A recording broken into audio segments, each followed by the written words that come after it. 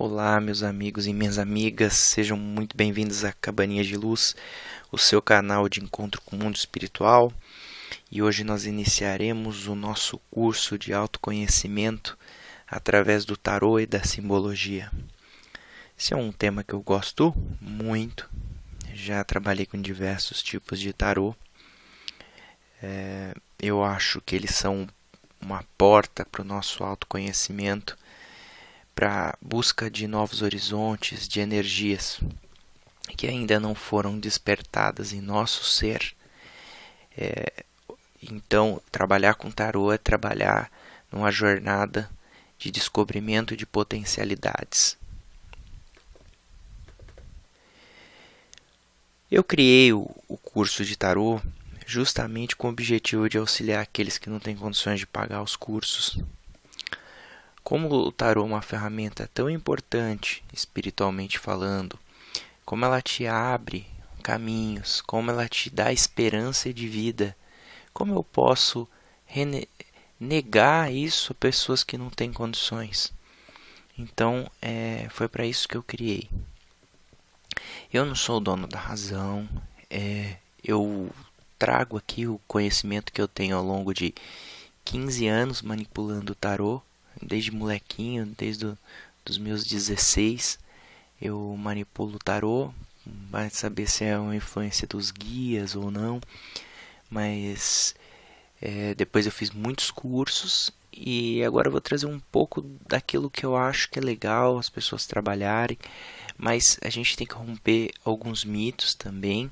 A pessoa consegue trabalhar com tarô de uma forma intuitiva também. Ele permite isso com um tempo prático. É lógico que é legal a pessoa ter uma base de conhecimento, mas dá para ela trabalhar intuitivamente. O tarô te ensina, o tarô te revela muita coisa. É que não é uma coisa pronta, né? Você vai pegar aquilo ali em um dia e você vai conseguir fazer grandes coisas com ele. Existem uma série de técnicas. Por exemplo, a técnica da meditação. Você pode fazer uma meditação todos os dias em cima de uma carta, ou tirar uma carta semanal para você refletir sobre aquela energia que ali se mostra. Então, os objetivos que com o nosso curso vão se apresentar de maneira básica a estrutura do tarô. Todas as cartas eu vou apresentar todos os elementos simbólicos. Então nós vamos trabalhar desde a cor da carta. Por que essa carta tem tais cores? Nós vamos trabalhar a parte geométrica das cartas, de algumas pelo menos. Vou tentar trazer também uma visão psicológica de cada carta, não somente uma visão esotérica. Tem alguns autores que estudam o tarô do ponto de vista terapêutico, isso é legal a gente entender. E mostrar esse despertar. Eu acho que ao longo do curso nós vamos ter vários insights que a gente pode fazer juntos e conversando. Olha, tive esse insight, tive essa visão, e vamos conversando. Eu acho que esse é o mais legal. O mais legal de se poder fazer um curso assim para todos é que todos podem conversar e trocar ideia. Aproveitando, vou pedir, divulguem o nosso cursinho aqui. É uma coisa muito simples, muito singela, mas é uma coisa que é feita de coração para vocês. Eu não estou ganhando nada fazendo isso, né? Eu nem vivo disso. Eu fiz questão de não aparecer nos vídeos justamente porque o importante é o conteúdo, não sou eu. Eu não ganho a vida com esoterismo. Então, as regras aqui para aprendizagem, eu acho que como que você pode extrair o máximo, né, do nosso cursinho aqui. Tenha primeiro, tudo que você escutar, você escute, reflita e crie o seu pensamento. Nunca seja escravo de ninguém, nenhum mestre. Você tem que ser o mestre da sua própria consciência, né? Eu acho que é interessante você ter um caderno para fazer alguns tipos de anotações. E antes de iniciar essas aulas aqui, eu chamo de aula, né? Mas é o bate-papo. faça alguma coisa que te desconecte dessa realidade que a gente vive hoje. É uma realidade muito acelerada, e para a gente ter um contato maior com as energias celestes, é interessante que a gente estabeleça alguma coisa que quebre esse vínculo com o mundo material. Então, faça uma oração, que seja uma meditação, uma respiração. Você pode acender uma vela, um incenso, tanto faz. Mas é tirar a gente da esfera do profano e colocar numa esfera astral, uma esfera de revelação. E lembrando que esse curso é um curso que vai falar com todo mundo. Aos religiosos, eles vão aproveitar porque eles vão utilizar tanto a parte espiritual, a parte psicológica, a parte mental e a parte motivacional da coisa. Então tu vai agregar muito mais. Mas aqueles que são ateus também vão poder se aproveitar, porque a gente vai fazer uma leitura com base em psicologia. Então eles vão se atentar à figura motivacional de algumas cartas e à figura mental. Então não tem como o baralho ser um desperdício, o curso ser um desperdício. A pessoa ela vai para um campo mais espiritual, para um campo mais mental, ou ela vai para um campo puramente motivacional das cartas também.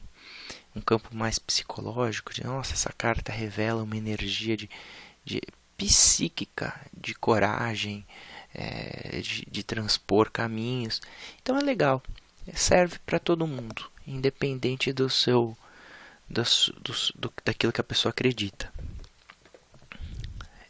Agora eu vou falar um pouco de aspectos introdutórios que a maioria quer saber, né? Em qual tarô que eu posso utilizar. Eu acredito que você pode utilizar qualquer tarô que você tenha na sua casa, desde que ele tenha 22 arcanos maiores e 56 arcanos menores. Na realidade, eu gosto do tarô dos arcanos maiores. Os arcanos menores, depois a gente vai ter um encontro para falar de todos eles, de uma maneira bem geral. Eu não acredito que ele tenha poderes de alteração de consciência. Eu vou explicar porquê, mas ele basicamente foi introduzido nesses arcanos maiores. Então ele não faz parte desses 22 arcanos mágicos que te dão esse portal de acesso a energias cósmicas, tá? Eu vou indicar para vocês de qualquer forma. Podem usar o tarô de Marselha, muito bom. É o tradicional, é o que é digno de ser imitado. O tarô de Rider-Waite, não sei se é Waite. Eu vou utilizar também, de vez em quando eu vou trazer algumas cartas, tanto do Oswald Wirth quanto do Waite. Eu acho que é interessante a gente ter um paralelo, né, de dois mundos aí. Talvez eu utilize esses dois baralhos, eu tenho esses dois baralhos, como também tenho o de Marselha, mas o Marselha é uma edição bem simplesinha, bem vagabunda que eu tenho. Então, por que eu escolhi o tarô de Oswald Wirth? Aqui você pode comprar tanto o tarô de Oswald Wirth pelo eBay, que é um tarô conceituadíssimo, mas o tarô que eu mais gosto é o tarô universal de Wirth. Ele vende na Americanas, no eBay também. Ele é um tarô mais bonito, mais agradável. Embora eu não considere a beleza das cartas como fator primordial, porque senão a gente acaba se perdendo, e essa é uma reflexão que eu faço, porque hoje no mercado existem centenas de tipos de tarô. Tarô dos dragões, tarô de Osho, tarô que na realidade não tem uma... Eles são baralhos de entretenimento e baralhos que refletem a pessoa que os criou, o seu criador, o entendimento de vida e a filosofia do criador deles. Então, se tem o baralho do Osho, vai refletir a filosofia de vida do Osho, mas foge ao intuito do tarô, dos elementos mágicos do tarô, de portais cósmicos do tarô. Porque todo tarô, seja o de Marselli, o de Waite, o de Wirth, ele tem uma simbologia parecida, semelhante em muitos aspectos. E quando a gente vai se afastando muito dessa simbologia, a gente vai perdendo a potência mágica, a real beleza dessa estrutura, tá? Então, a primeira pergunta que é a que mais o pessoal fala: é possível fazer a leitura do tarô? É possível adivinhar o futuro? Existe aquele jargão, né? O tarô, ele é divinatório. Ele te proporciona você receber uma inspiração do divino, você se conceber enquanto espelho de uma divindade. Ela é uma ferramenta para você se autoanalisar, desenvolver, para você se autoconhecer e para você trilhar novos caminhos, né? Para você despertar potenciais em você. Agora, ela também foi o que Oswald Wirth falava. Ele dizia que o tarô, ele é divinatório. Ele serve para se autodescobrir, para autodescobrir. Mas nos relatos dele, ele diz: nossa, mas muitas vezes eu realmente conseguia me conectar às energias da pessoa e eu conseguia prever o futuro. Então, poderia acontecer. A função dele não é essa. E as pessoas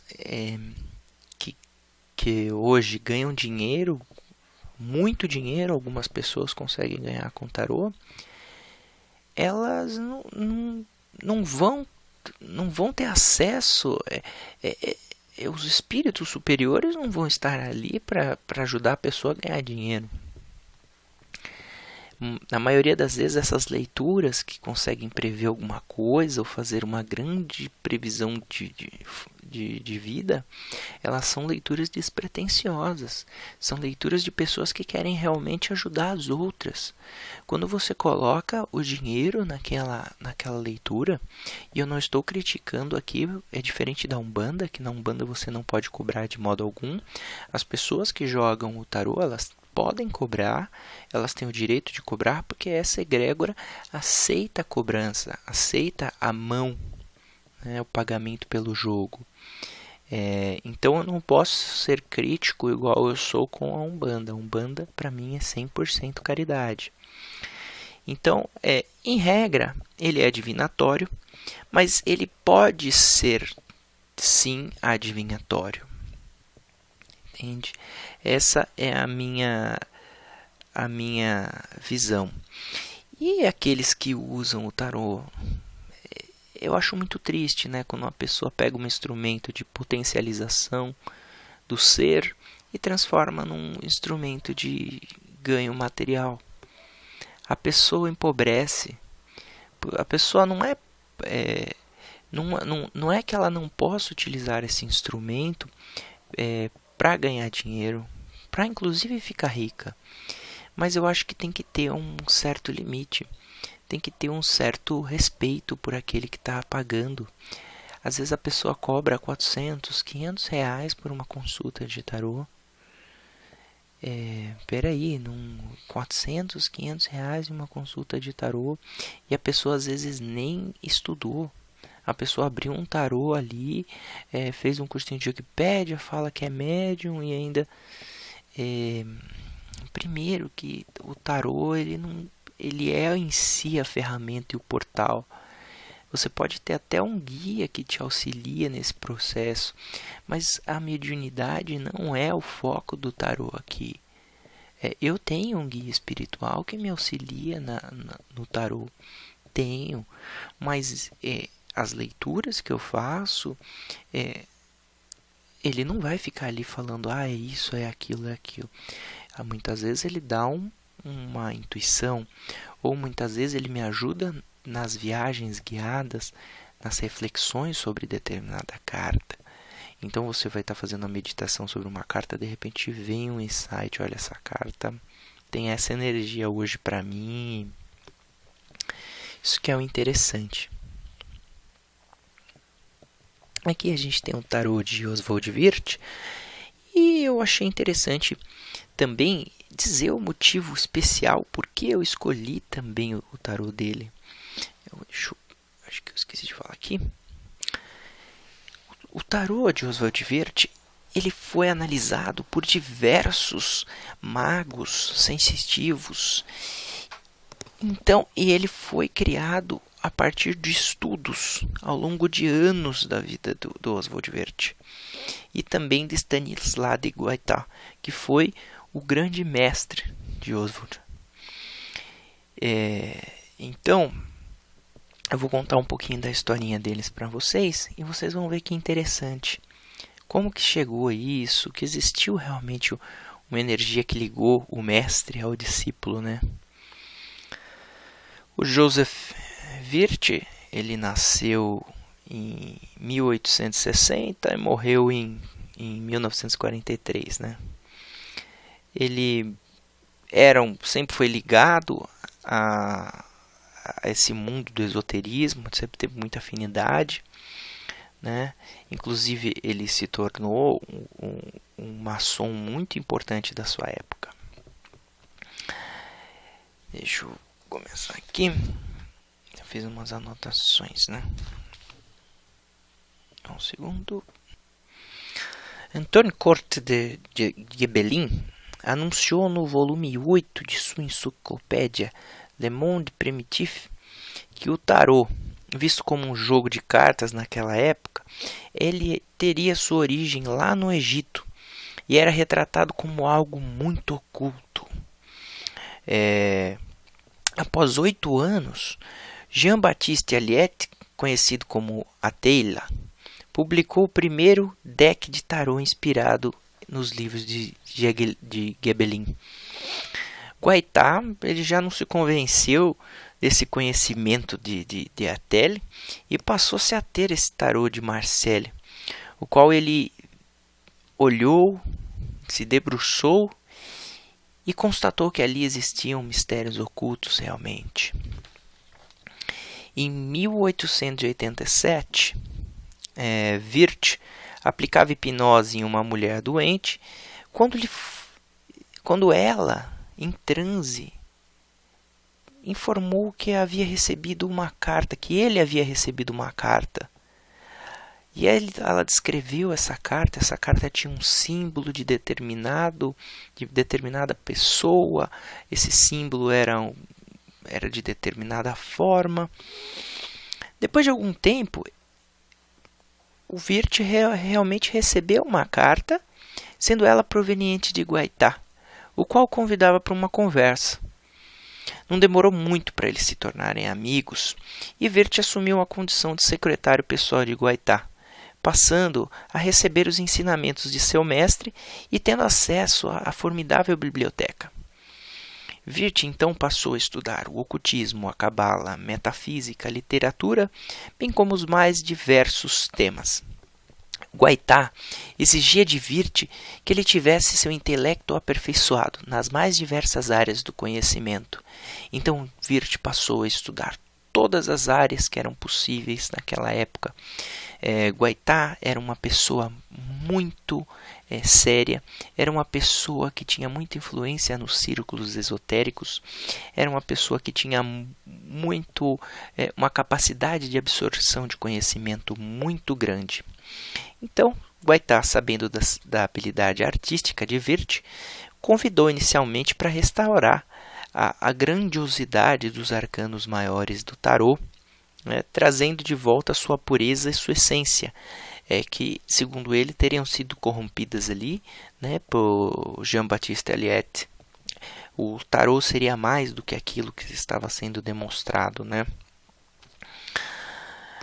Então, começou-se a jornada deles. Muitos dos conhecimentos de Joseph Wirth foram baseados nos livros de Eliphas Levi, que era um grande estudioso do esoterismo naquela época, que havia estabelecido sempre muitas conexões com números, letras, astrologias e o tarô tradicional.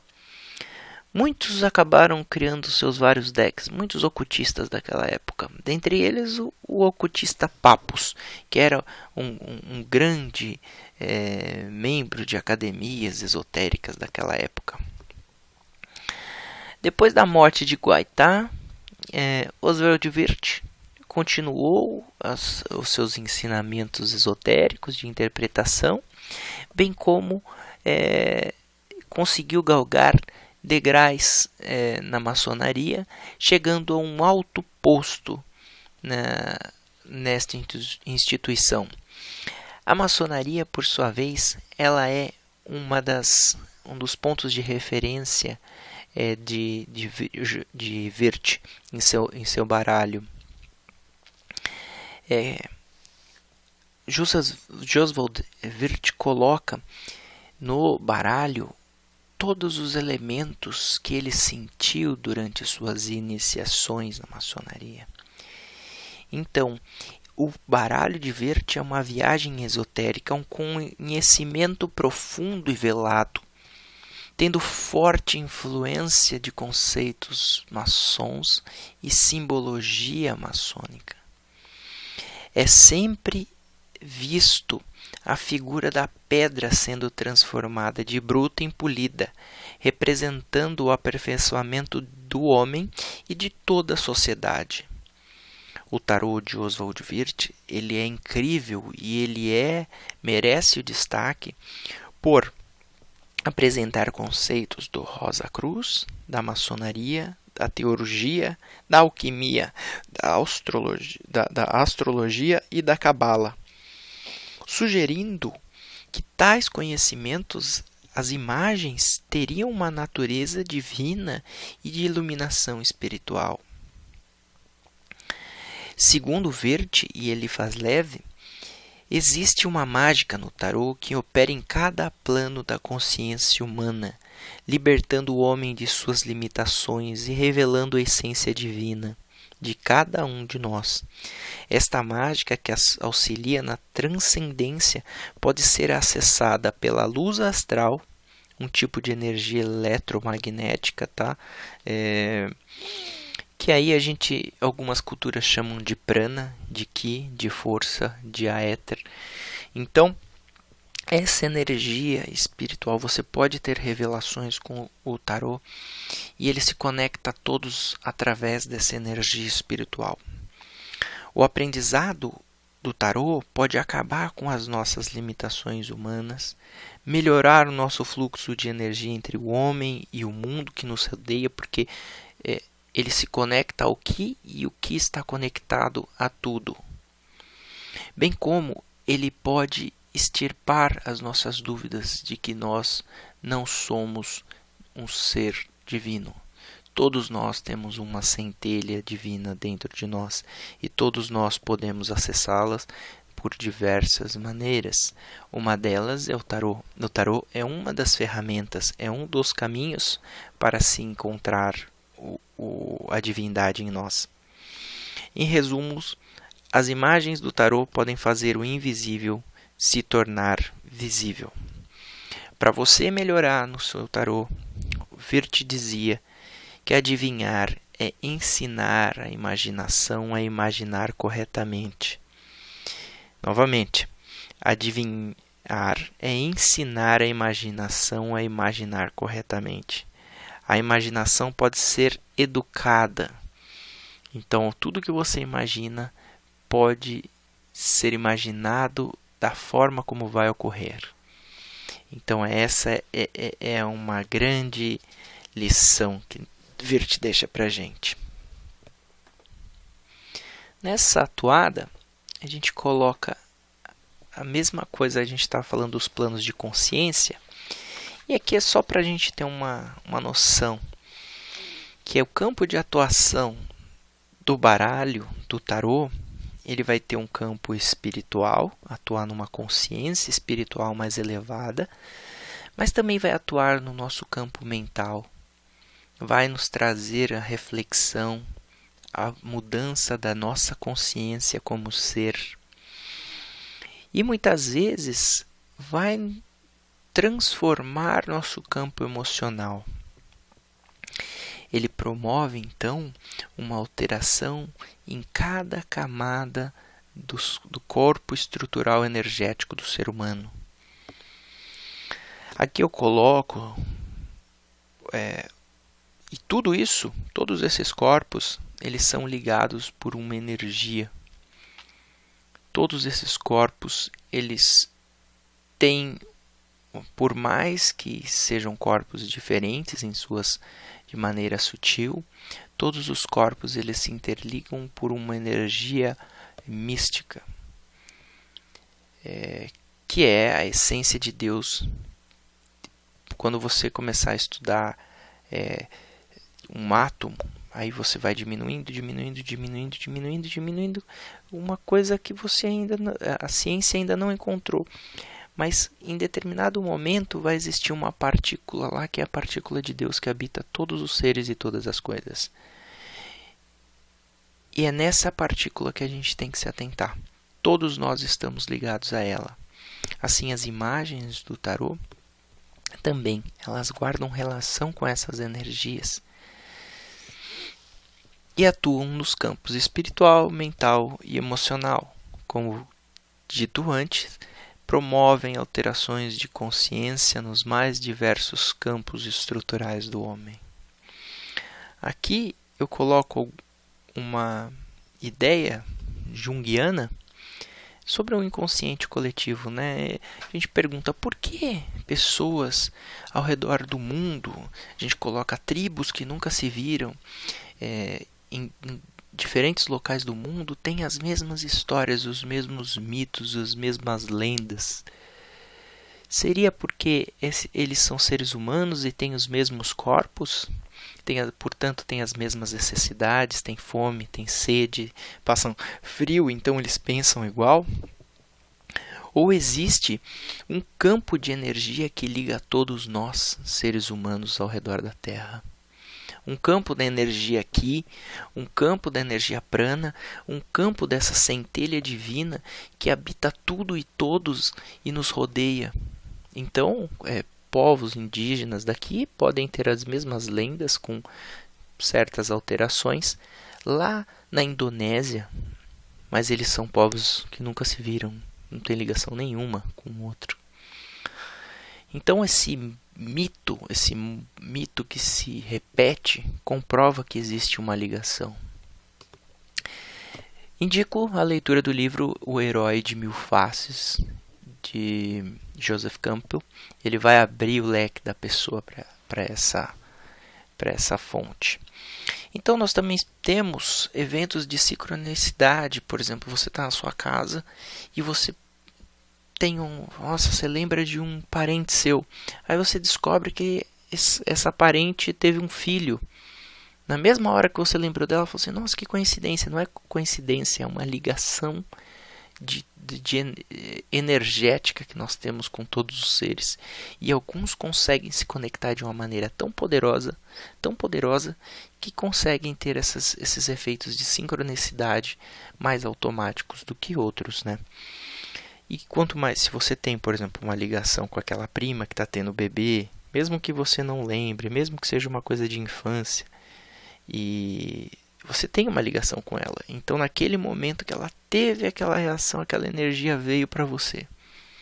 Ela se conecta. A energia, nós vivemos num mar de energia divina, só que a gente não percebe, né? A gente tem as nossas limitações da matéria.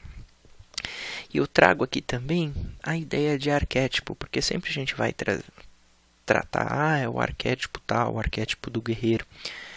O arquétipo que estará, cada carta dessas 22 cartas, elas trazem um arquétipo, ou seja, uma energia, uma estrutura antiga e profunda que habita o nosso ser mais relevante. Ela é uma imagem cristalizada no inconsciente coletivo da humanidade. Ou seja, a gente soma todas as energias de cada ser que existe para formar uma grande coletividade. Então nós temos as consciências, as somas das consciências de todos os seres formam esse grande inconsciente. E ali dentro desse inconsciente existem chaves, existem elementos com muita força. São portais que nos levam com mais facilidade para esse portal, para esse estado alterado de consciência que nos conecta a tudo. E isso são as cartas do tarô. Então nós temos essas energias arquétipas. Quando a gente fala a energia do guerreiro, o guerreiro, existe uma série de atributos que a gente pensa mentalmente. Você fala para você quem que é um guerreiro, você vai conseguir de pronto me dizer características do guerreiro. Essas características, elas fazem parte de uma noção geral que existe no inconsciente coletivo de todos, né? Não somente o seu inconsciente, mas existe um inconsciente de todos. Acho que deu para entender, né? É a primeira vez que eu estou dando esse curso, tá, gente? Então peço desculpas se em algum momento eu não consegui me fazer ser entendido, tá? Mas é tudo de coração. Espero que vocês não me massacrem muito e que aprendam alguma coisa, né? É um conhecimento que para mim funciona muito bem, mas às vezes na hora de passar realmente me falte a experiência, né? Vou falar um pouquinho sobre a história. Ninguém sabe realmente a origem do tarô. Alguns colocam que seriam o primeiro tarô a existir seriam figuras medievais. Outros já falam que o tarô seria algo muito antigo que foi trazido pelos templários ou ciganos. Nós não, ou uma corruptela, inclusive, de um jogo italiano. Nós não temos essa ideia da onde veio esse tarô, essas 22 cartas. Eu trouxe aqui algumas teorias, tá? O tarô mais antigo de que se tem o conhecimento é proveniente de Veneza, próximo ao século XIV, e continha 78 cartas. Dessas cartas, divididas em duas características fundamentais. A primeira, 22 cartas, chamadas tarot, e elas correspondiam a representações simbólicas. A segunda era correspondente aos naipes dos baralhos. Por sua vez, nós temos outra origem, que seria o livro de Thoth. Até o século XVIII, o tarô ele era tido apenas como uma reminiscência de uma época de barbárie. Desse modo, ele havia sido esquecido por toda a sociedade. No entanto, Gébelin, que a gente havia falado na historinha de Joseph Wirth, ele publicou o texto Le Monde Primitif, e nele existiam imagens detentoras da grande sabedoria do Egito. Portanto, para aquele autor, a origem do tarô era o Antigo Egito, os mistérios do Antigo Egito. Aliette, que a gente também falou, conhecido como Atila, era o grande papa das adivinhações e da leitura de sorte. Ele acabou criando um baralho para ele, usando a obra de Hermes Thoth. O livro A História da Magia concorda que Egito seria a fonte de conhecimento do tarô. Isso se deve ao fato de que as criptas da Grande Pirâmide de Mênfis, local de iniciações nos mistérios de Osíris, terem imagens de protótipos de tarô. Então, essas câmeras da Grande Pirâmide de Mênfis, elas possuíam como culto sagrado essas imagens ancestrais e poderosíssimas. Os símbolos sagrados nessas pirâmides seriam a porta para uma iniciação nos mistérios sagrados. O significado oculto desses símbolos foi transmitido a certos iniciados ao longo dos séculos. Então aqui, no Antigo Egito, poucas pessoas tinham acesso a esse tipo de conhecimento. Eles acessavam grandes portais. O Antigo Egito também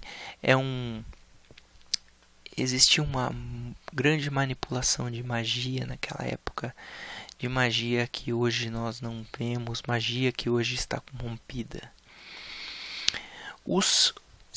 Outra origem, os serafins. Os arcanos maiores são encontrados em número de 22 arcanos, exatamente o número de letras do alfabeto hebraico. Sabe que os sábios de Jerusalém consultavam um oráculo de Turim ou Tumim, com uma ajuda de representações ou hieroglifos.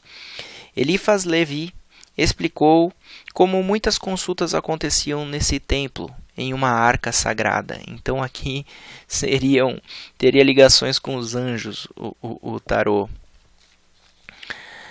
A origem a gente nunca vai saber. E ainda existem outras teorias.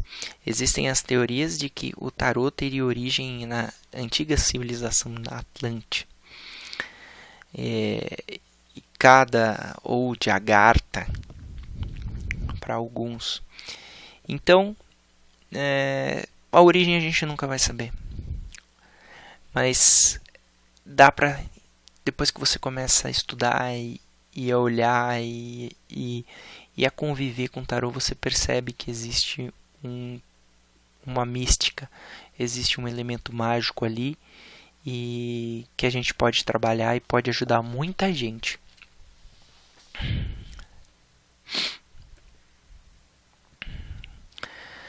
Então, aí nessa mesma ideia dos serafins, existe aqui o John Dee, que falava com os anjos através do tarô, né? Eu acabei falando as coisas e não passei o slide. Mas também nós tínhamos aqui o Edward Waite, né, que ele acabou criando um tarô, o tarô de Rider-Waite. E ele era também um grande ocultista influente naquela época. E ele fez questão de melhorar as ilustrações dos arcanos menores. Mas os arcanos menores eles não têm esse poder dos 22, né? Às vezes as pessoas falam, nossa, você joga com os dois. Mas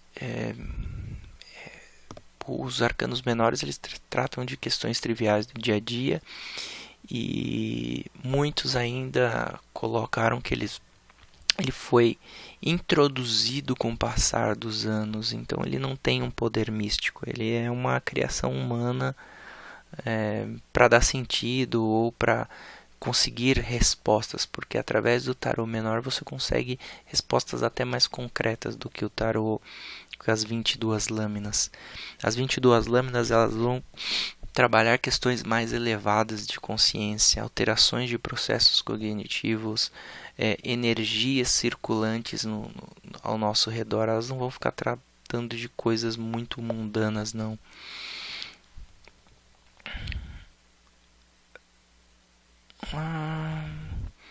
Isso aqui que eu queria falar sobre a tradição de Atlante. Peço licença, eu vou realmente fazer a leitura desse texto, tá? Segundo a teosofia, a tradição iniciática das idades informa que cada cantão de Atlante possuía 3 templos principais, 2 laterais para um central, consagrados aos 3 aspectos da divindade encarnada no templo central, e 7 espiritual da raça. Logo, 3 templos vezes 7 cantões, 21 templos, mais um de síntese, ou sejam 22 lâminas do tarô. Essa estrutura arcaica veio a constituir-se após a queda de Atlante, das cidades Ginas dos mundos Badagas, Duat e Agartha, aonde se recolheram os mestres iniciados da face da terra, à dianteira dos melhores da raça, que em meio à paranoia e decadência geral, graçando por todo o continente onde campeavam os vícios mais nabalescos e os cultos hediondos impossíveis de se descrever. Então,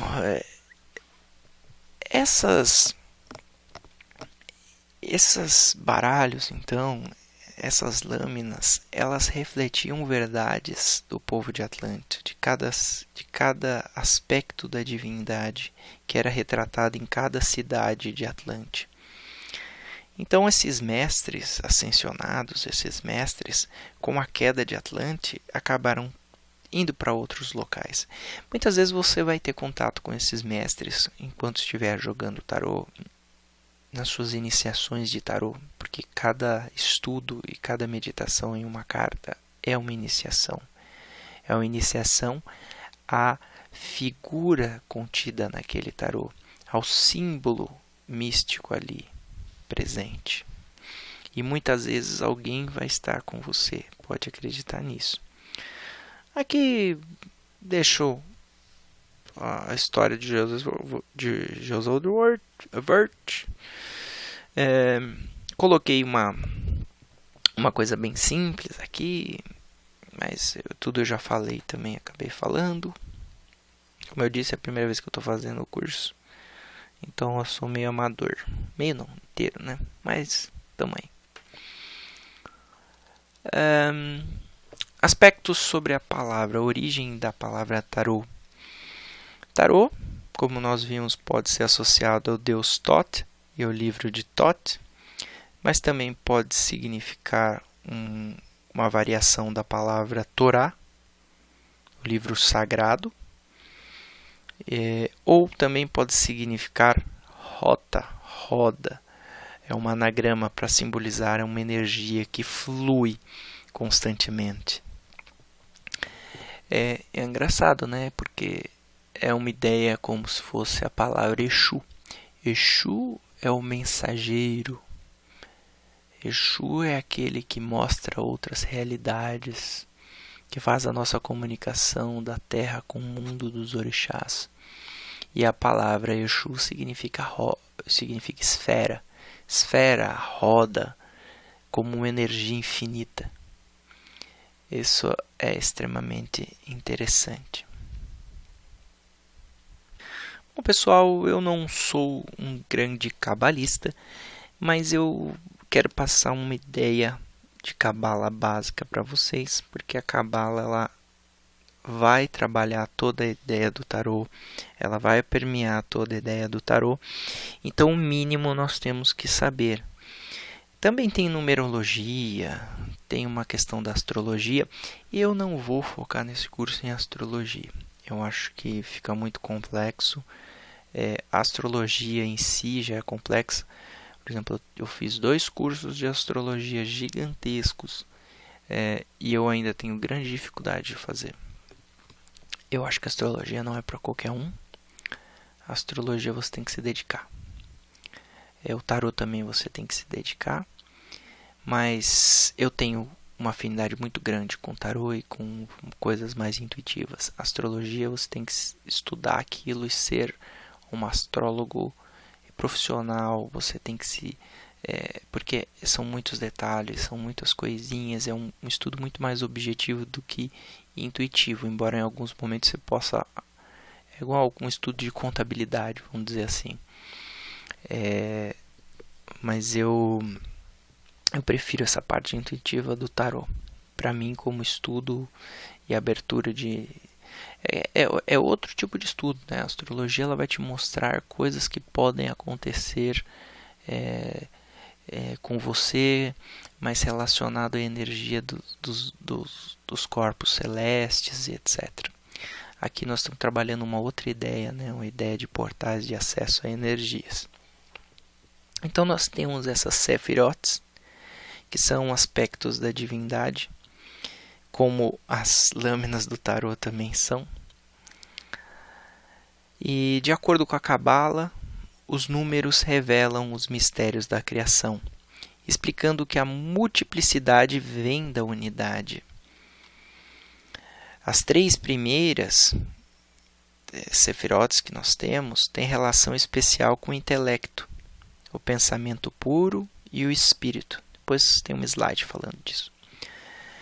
A unidade, centro de toda emanação, recebe o nome de Keter, que significa coroa ou diadema. Exemplo: o mago, ele é a fonte de toda atividade, de todo pensamento, do Pai, do Deus vivo. O mago é aquele que diz eu sou. Então todos nós temos um mago dentro de nós.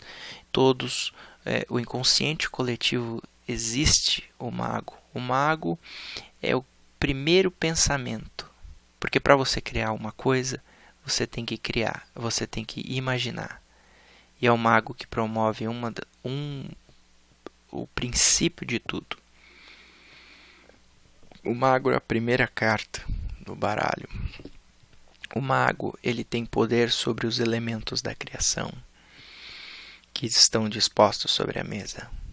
Mas depois nós vamos conversar sobre isso. E aí vai ficar uma parte muito mais legal, porque é a parte que eu domino mais, né? Uma parte tão teórica. Depois nós temos Chokmah, que é a sabedoria, correspondente ao pensamento criativo, ao filho, à palavra, o verbo, e ela tem ligação com o mistério da sacerdotisa. Depois temos Binah, a inteligência, a compreensão, liga-se à imperatriz. Figura que se assemelha à Virgem Maria, que faz nascer a imagem de todas as coisas associada à fertilidade. As próximas 3 sefirotes estão ligadas à esfera moral, relacionadas ao sentir e ao exercício da força de vontade, o poder da nossa alma. Chesed, Gedolah, o agradecimento, carinho, o obrigado, a ternura, a força do sopro da vida, simboliza o imperador. Existe aqui também uma severidade que vemos em Geburat, o rigor, o julgamento, a força que governa a vida, o dever, a lei moral, e ela simboliza o Papa. Se bem que podemos entender ali que o governante também pode ser severo, deve fazer muitos julgamentos, né? Tem Tiferet, que significa a beleza, a sensibilidade, a força do coração que determina a vontade. E ela é representada pela carta Os Amantes. O terceiro grupo é relacionado à dinâmica. Então nós temos aqui primeiro uma ideia de criação mental que vai evoluindo até chegar a um campo material. O terceiro grupo é relacionado à ação dinâmica, aquela que coloca as coisas em ação, movimenta a matéria, portanto está relacionado ao nosso corpo. As energias que fluem e se tornam materializadas. Temos Netzah, que representa o triunfo e a vitória, a conquista. O número 7, o princípio que governa o mundo, dá direção e movimento, é presidido pelo grande arquiteto do universo. Aí nós temos a ideia uma ideia maçônica, né? Que é o grande Digadu, o grande arquiteto. E o símbolo é a carruagem mística. Temos Hod, com o esplendor e a glória, a ordem que a natureza traz em seu trabalho, a grande lei imutável das coisas, simbolizada pela justiça ou a justiça divina. Temos Yesod, que é a base, é a fundação, é o plano divino. São energias que estão latentes, representarão o corpo astral, o eremita. Existe aqui uma energia latente em cada um de nós esperando para ser despertada. Existe um plano divino que em determinado momento você despertará. Existe ali um potencial que deve ser descoberto. A pessoa deve entrar dentro de si e descobrir sua real potencial. A soma desses 3 ternários formam Malkut, Kingdom. É o reino que sintetiza tudo. É o pensar, o desejar e o fazer. Então nós temos 3 ternários e uma síntese. Nessa síntese, encontraremos a união entre o espírito e a alma. Aquilo que atinge o Malkut é chamado de homem celestial, ou Adão Kadmon, que é representado pela roda da fortuna. Adão Kadmon, símbolo muito poderoso dentro da maçonaria também. A 10ª é chamada de rainha, capaz de conectar o infinito ao finito. Representa o inconcebível absoluto que vem pela coroa em Sof, ou sem fim, simbolizada pelo todo, pois não teme nada, sendo um constante no universo, a senhora dos ciclos. Então, conseguimos encontrar todas as sefirotes, os aspectos da divindade. O Adão terreno, é criado à imagem do Adão dos céus. O Adão é destinado a se levantar da escravidão material através da redenção. Aqui também podemos analisar a Cabala como as colunas. A coluna da esquerda vai demonstrar uma energia feminina, a energia negativa, não no sentido ruim, mas uma energia positiva e negativa, como uma contração. Ela vai trabalhar a ideia de recebermos coisas, de receptividade sobre as coisas. Ela também trabalha o rigor, a estrutura, como nós vimos anteriormente. Ser elemento passivo não é melhor ou pior, mas uma qualidade. A gente tem que sempre entender isso quando trabalhamos em magia, cabala. A passividade é uma receptividade, é uma recepção de energias, é uma atração de energias místicas. Por outro lado, nós temos o lado direito, que simboliza a energia positiva, masculina, de expansão. Se a esquerda é a recepção, a direita é a doação, a compaixão, a dinâmica. E aí nós temos o pilar do meio, que é aquilo que queremos alcançar, que é a nossa consciência absoluta, que é a energia do Kundalini, onde o princípio passivo feminino e o princípio ativo masculino se encontram. Você vê como o Kundalini, como a Cabala, como o Tarô, como todas essas energias vão se concentrando e vão encontrando um caminho. Todas essas vertentes, elas se confluem. Às vezes a gente tem um conhecimento exclui o outro, não. Nós temos que entender que com certas adaptações os conhecimentos se somam, como se fosse um inconsciente coletivo. A soma de todos os conhecimentos pode trazer um benefício. As religiões, cada uma tem um aspecto da divindade de Deus e cada uma cura um dos aspectos de nossa alma. Isso é uma grande coisa. Não tem muito o que falar sobre a escada de Jacó, mas Jacó é aquele que um dia Jacó teve um sonho e viu anjos subindo e descendo por uma escada. E essa escada ela tem diversos aspectos que já foram trabalhados enquanto estávamos estudando a Cabala. Primeiro existe um plano divino, espiritual, e essa energia vai descendo a um campo psíquico e mental para chegar ao mundo material. Então sempre, essa é uma ideia que nós vamos ver muito, e é a ideia do segredo. Aquele livro lá que todo mundo fez muito sucesso, isso aqui existia muito mais tempo, não estava oculto para ninguém. Primeiro nós temos que planejar Primeiro nós temos que existir. O divino tem que nos criar. Deve existir uma centelha do Espírito Divino para que nós possamos ser como Ele.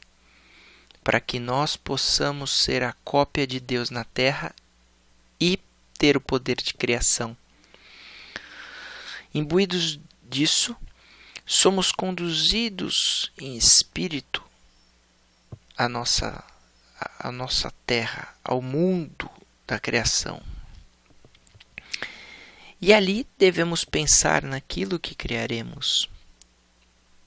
Nosso campo mental é o primeiro elemento da magia. Nós temos a força do divino e do espírito dentro de nós, mas um elemento da magia é a força mental que nós exercemos. Então, quando nós pensamos, nós estamos praticando um elemento básico e essencial da magia. Sem pensamento, sem poder mental, não existe magia, não existe intuito, não existe nada. Deve existir. Se você não tiver o plano divino, você não tem o plano espiritual. Se você não tem o espiritual, você não tem o psíquico. Então, sabe aquela pessoa que planeja, mas nunca consegue chegar até o final? Essa é a verdadeira lição da Cabala e da escada de Jacó. Aqui coloco algumas partes da Bíblia que fala sobre Jacó. E Jacó viu em sonhos uma escada posta sobre a terra, cuja cima tocava o céu, e os anjos do Senhor subindo e descendo por ela, o Senhor apoiado na escada. Então mostra essa ligação do divino com o terreno. A coroa Keter e Malkut. A manifestação do divino, todas as nossas ações são manifestações do nosso eu divino na Terra, mas não nos damos conta disso. Tendo Jacó despertado desse sonho, disse: não há aqui outra coisa senão a casa de Deus e a porta dos céus. Então, nós somos a divindade. Nós estamos um com Deus, nós somos Deus, nós temos a centelha divina de Deus em nós.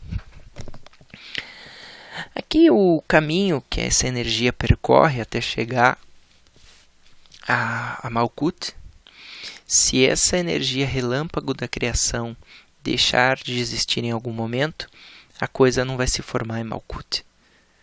Essa energia ela tem esse caminho lógico, tá? Então ela passa. Vamos falar então mais um pouquinho sobre Adão Kadmon. Adão Kadmon é o homem primordial. Adão Kadmon é o filho de Deus. Adão Kadmon é o Senhor. Alguns dizem que Enoque, citado na Gênesis, teria sido aquele homem que não morreu, foi escolhido para habitar em carne e osso no céu com Deus e com os anjos, recebendo o nome então de Metatron e se transformando em metade homem e metade anjo.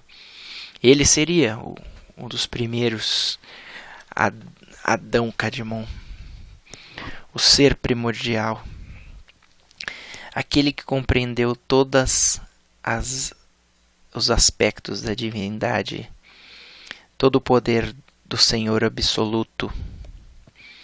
Ele consegue entender a criação e materializá-la. Ele é todos as sefirotes ao mesmo tempo, sendo reflexo do próprio Deus e conhecedor de todos os seus mistérios. Adão, então, terreno, é criado à imagem do Adão dos céus. Adão é destinado a se levantar da escravidão material através da redenção, simbolizada pelos arcanos do Sol, o Espírito, a redenção divina, a luz que regenera o homem e desperta o seu lado divino. o arcano do julgamento, que é a alma, a ação de redenção, o Espírito Santo, o divino sopro, enriquecendo o homem com a inteligência, vida eterna. E o mundo, que é a redenção completa, a reintegração com a unidade divina, a matéria se rendendo ao reino divino de Deus e à espiritualidade maior. Essas são as três figuras que se relacionam com Adão Cadmon de maneira mais simbólica. Existe a astrologia que eu já falei, existem formas geométricas e básicas, como o quadrado, o círculo e o triângulo, mas eu prefiro trabalhá-las durante a análise das cartas. Uma pergunta que as pessoas podem fazer: como consagrar um baralho? Existem diversas formas de se consagrar um baralho. Algumas muito simples, por exemplo, elevar o baralho aos céus e dizer: eu consagro a ti, meu Deus, eu consagro em nome do Senhor, que a tua divindade se reflita neste baralho. Pronto. O mais importante, muitos irão discordar, mas o mais importante é a verbalização. Porque verbalizar é tornar a energia mental, o espírito, ele vai vibrar e vai trazer ondulações materiais a este mundo. Nós temos a boca. A boca é o símbolo do feminino. O passivo é por onde entra a nossa comida. Nós temos a língua. A língua simboliza o falo, o masculino. Então a boca é um elemento mágico andrógeno, sendo o criador. A boca cria. O beijo tem um significado muito poderoso, porque a criação se troca.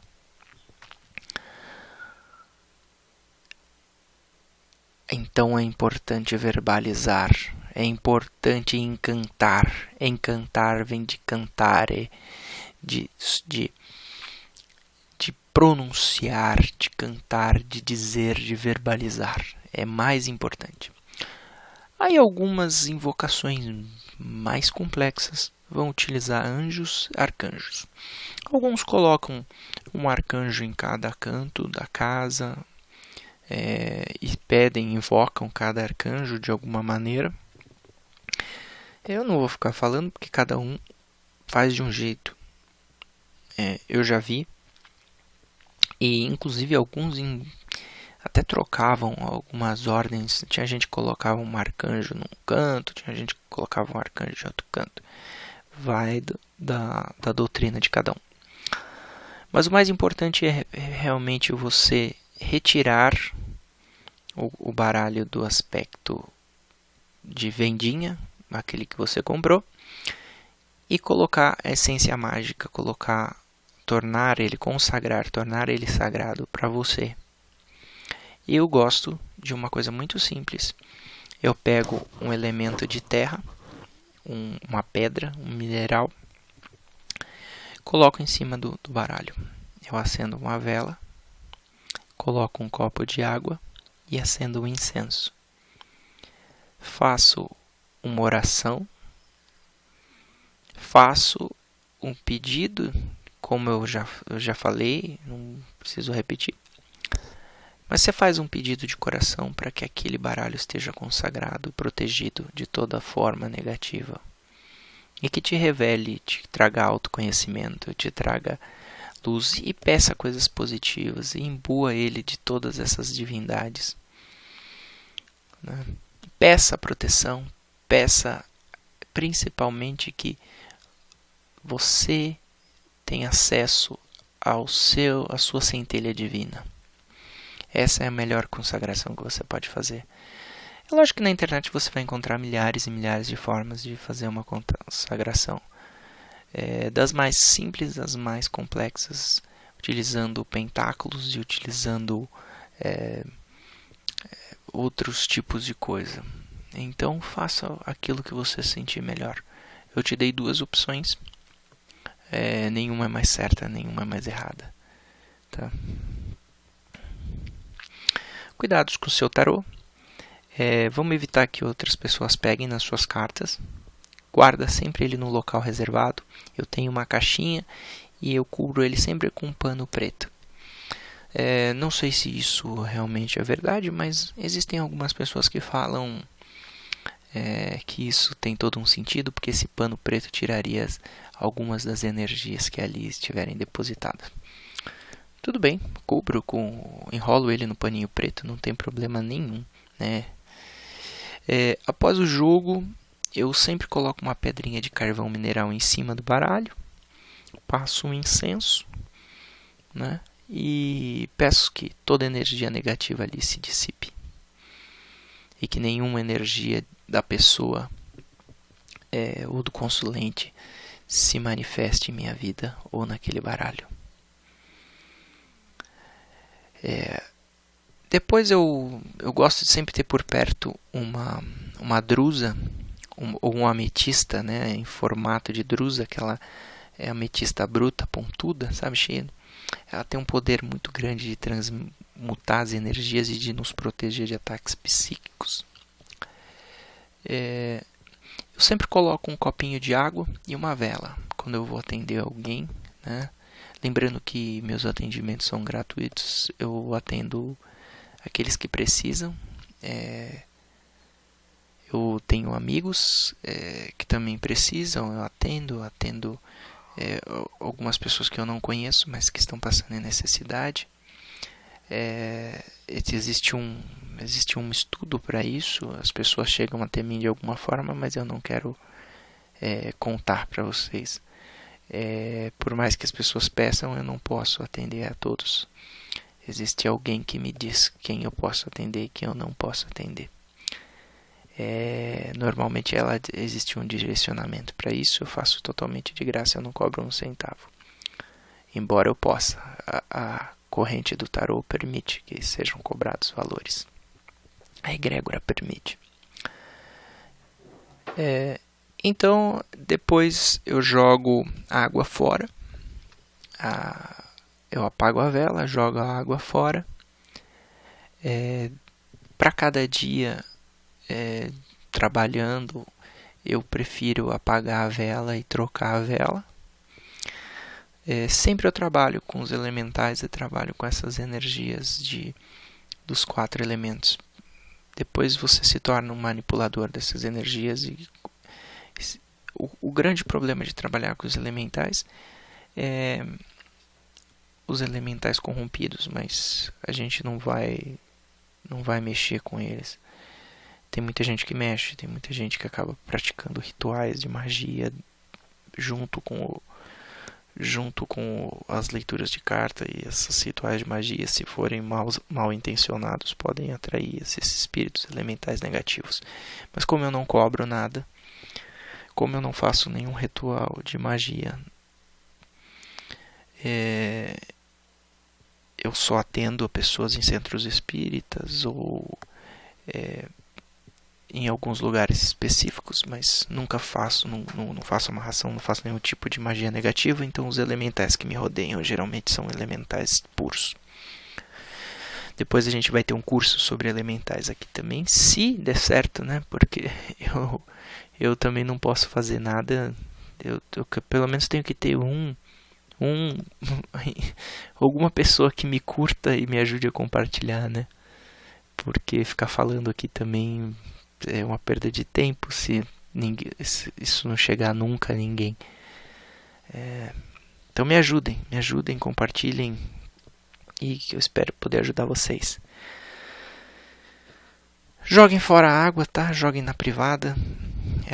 A água é o símbolo da vida. A água sempre está ligada ao campo emocional. Então você pode ver que as pombagiras que trabalham com pombagira da água sempre tem uma grande capacidade de curar a nossa depressão, de ajudar no nosso emocional, a descobrir coisas sobre o nosso emocional, limpar o nosso emocional, né?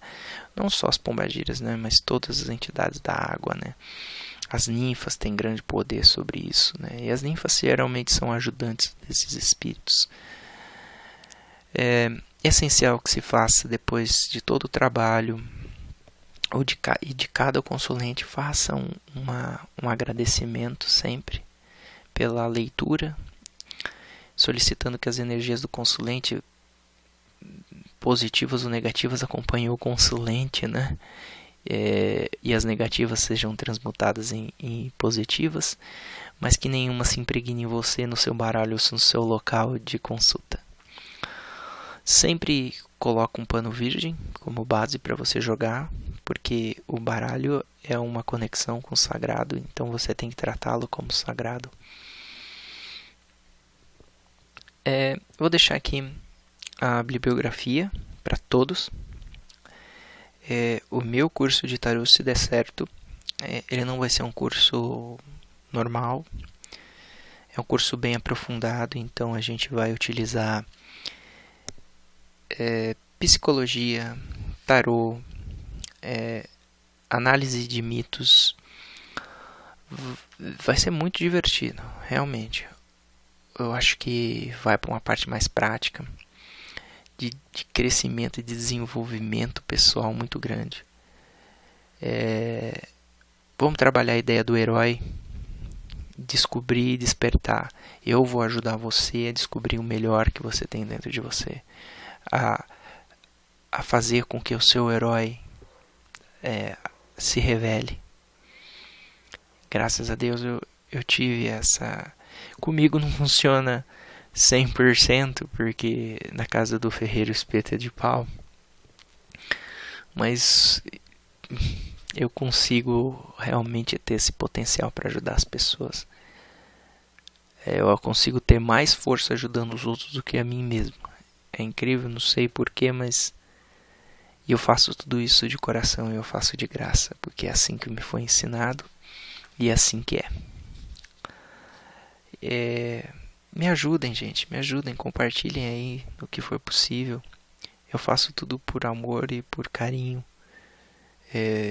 Eu ajudo aqueles que precisam, estão desesperados. Cuidado, gente, cuidado. O mundo tá cheio de gente querendo só receber e nunca doar nada.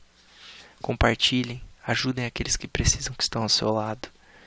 Às vezes ajudando você também pode estar resolvendo seus problemas, pode estar traindo uma positividade para sua vida. Que Deus Pai te abençoe. Que toda a sua dor e toda a sua aflição sejam removidas do seu coração, da sua aura, dos seus campos energéticos. Que todos os anjos, arcanjos, estejam em seus pensamentos te protegendo. Que os sagrados orixás, que as egrégoras, que nossa Umbanda querida sempre nos possam ensinar a prática do bem e da caridade. Obrigado. Eu agradeço ao guardião deste curso, ao mentor deste curso, que eu não posso falar o nome também, ele é um pouco tímido, mas no momento certo, quem sabe. Bom, brigadão, gente, fiquem com Deus, tá?